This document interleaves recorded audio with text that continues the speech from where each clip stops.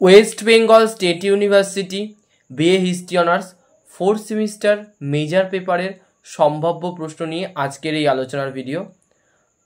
আজকে DS7 সুলতানি যুগের ভারতের ইতিহাস 1206 থেকে 1526 খ্রিস্টাব্দ এই পেপারের সম্ভাব্য প্রশ্ন তোমাদের সামনে ভিডিওর মাধ্যমে তুলে ধরবো। তোমাদের কাছে অনুরোধ, তোমরা ভিডিওটা প্রথম থেকে শেষ পর্যন্ত দেখো এবং ভিডিওটি ভালো লাগলে অবশ্যই লাইক করে দিও। এই চ্যানেলে যদি নতুন হয়ে থাকো তাহলে চ্যানেলটিকে সাবস্ক্রাইব করে দিও, যাতে পরবর্তী সময় তোমাদের কাছে ভিডিওগুলো সহজেই পৌঁছে যেতে পারে। সুলতানি যুগের ভারতের ইতিহাস 1206 থেকে 1526 খ্রিস্টাব্দ। 5 মার্কস। 1. চিহালগানি কী ছিল? কে এদের ক্ষমতা খর্ব করেছিল এবং কেন? 2. সুলতান রাজিয়া কেন ব্যর্থ হয়েছিলেন? 3.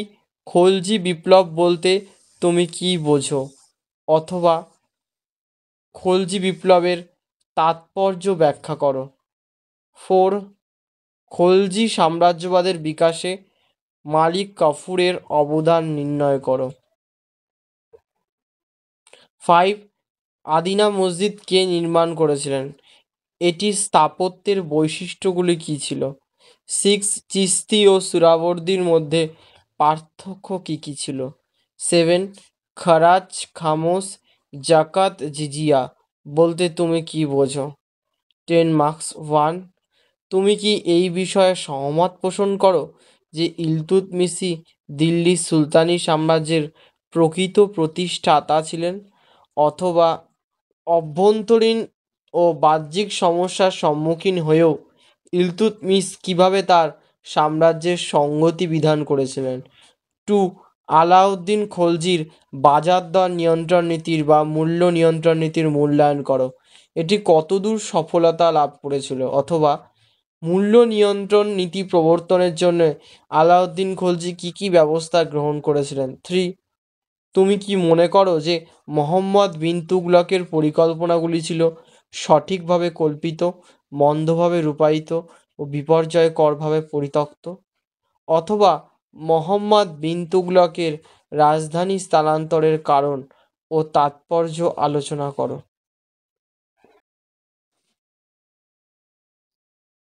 4.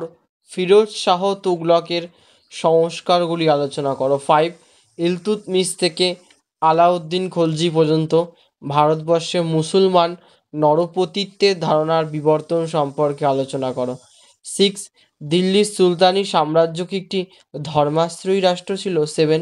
দিল্লির সুলতানি যুগে ইকতা ব্যবস্থার বিবর্তন আলোচনা করো। 8. ভারতীয় সুফিবাদের বিভিন্ন ধারাগুলিকে পৃথকভাবে চিহ্নিত করো। মধ্যযুগের সামাজিক ও অর্থনৈতিক জীবনে সুফি সিলসিলাগুলি কী ভূমিকা পালন করেছিল, অথবা ভারতের প্রধান সুফি সিলসিলাগুলির ওপর একটি নিবন্ধ লেখো। এই সম্ভাব্য প্রশ্নগুলোর উত্তর তোমরা যদি ভিডিওর মাধ্যমে পেতে চাও তাহলে কমেন্ট বক্সে কমেন্ট করো, তাহলে আমি কথা দিচ্ছি যে এই সম্ভাব্য প্রশ্নের উত্তরগুলো নিয়ে আমি ভিডিও করব।